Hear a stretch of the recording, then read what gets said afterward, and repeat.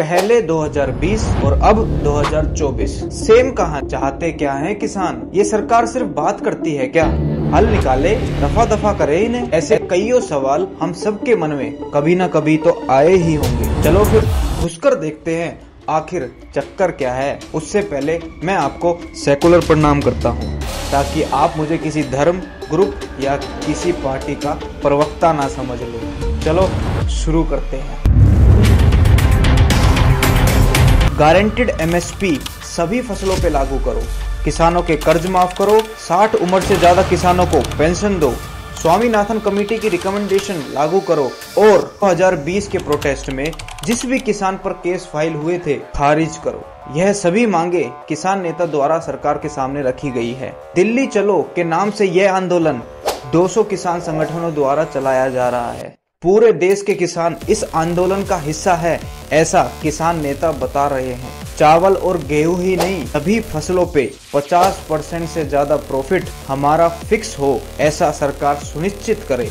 और पिछली बार तो बहका दिया था, लेकिन अब की बार गारंटीड लॉ बनवा के ही जाएंगे, ऐसा किसान नेता सभी किसानों को बोल रहे हैं। मांगे वही है, एमएसपी खरीद की गारंटी का कानून बना।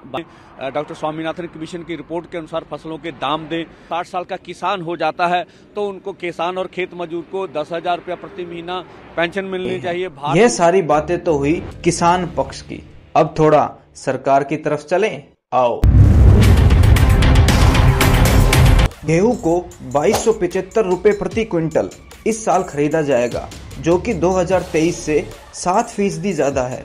ऐसा नहीं है कि हम इसे बढ़ाने की कोशिश नहीं कर रहे, पर सभी फसलों पर एमएसपी लागू करना देश की अर्थव्यवस्था के लिए अच्छा नहीं होगा, ऐसा सरकार का कहना है। Union agriculture minister Arjun Munda Friday को कहते हैं कि बिना सोचे समझे किसी भी नतीजे पे उतरना सिर्फ आम आदमी के लिए प्रॉब्लम क्रिएट करेगा। सभी के इंटरेस्ट को देखकर और समझकर हम किसी नतीजे पे उतरेंगे। सोशल मीडिया और यूट्यूब अकाउंट्स जो भी इस प्रोटेस्ट को भड़काने का काम कर रहे थे, सस्पेंड कर दिए गए हैं।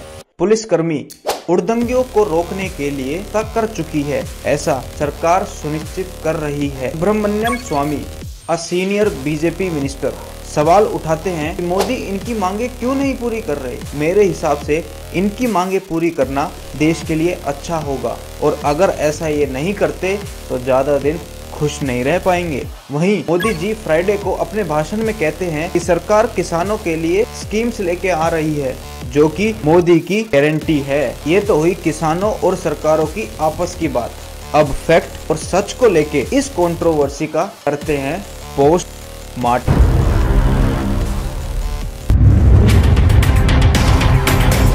सबसे पहले समझते हैं एमएसपी होता क्या है। मान लो आपने कर्ज लेके गेहूं की खेती की, लेकिन उस साल डिमांड कम होने के कारण उसके रेट डाउन हो गए, तो किसान कर्ज के नीचे दबे ना और उसका नुकसान ना हो, इसलिए गवर्नमेंट मिनिमम सपोर्ट उसकी फसल एक फिक्स दाम पर खरीद के उसे देती है।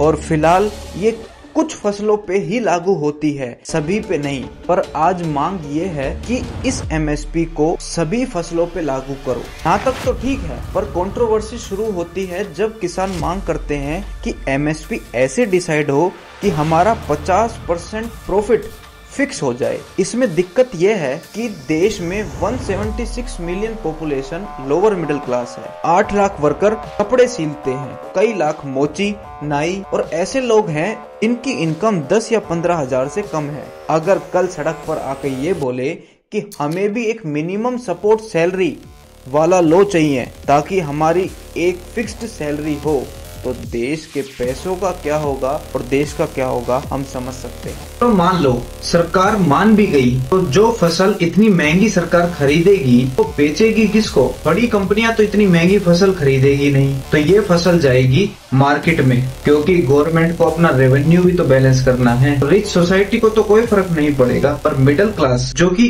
एक एक रुपया फूक फूक कर डिसाइड करके खर्च करता है, क्या 10 रुपए किलो आलू 10 रुपए में खरीद पाएगी? वो टैक्स का पैसा जो हमने अपनी कमाई में से दिया ताकि देश का इंफ्रास्ट्रक्चर, एजुकेशन, रोड, रेलवे अच्छे हो सके, सिर्फ किसानों की इन मांगों को पूरा करते करते ही खत्म हो जाएंगे।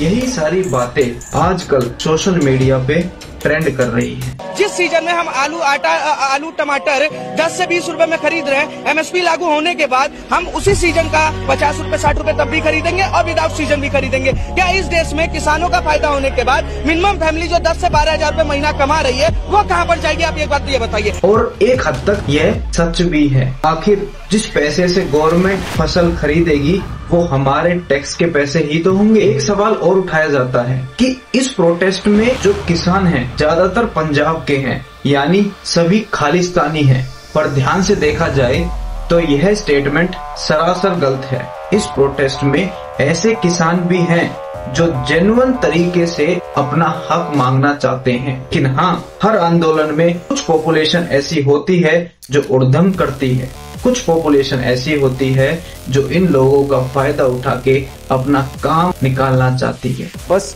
इन्हीं सभी कारणों से इस प्रोटेस्ट पे शक किया जाता है और सरकार और किसानों में ट्रस्ट डेफिसिट बना हुआ है। अब इतना सब कुछ जानने के बाद आप कमेंट कीजिए कि किसानों की मांगे सही हैं या कुछ कमी अभी भी है।